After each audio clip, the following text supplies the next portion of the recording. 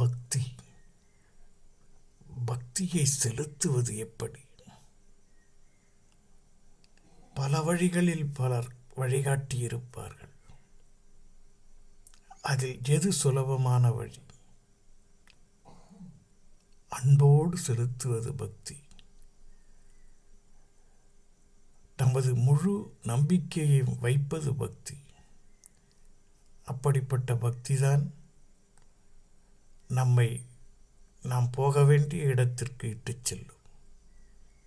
அரைகுறையான பக்தி பாதி வழியிலேயே திசை திருப்பிவிடும்.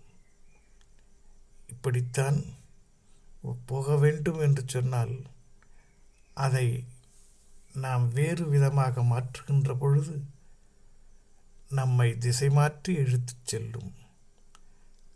காற்றடிக்கும் திசையிலே அந்த தூசிகள் பறந்து போவது போலே நம் வாழ்க்கையிலே மின்மினி பூச்சிகள் போலே வருகின்ற பல விஷயங்கள் நமக்கு திசையை மாற்றிவிடும்.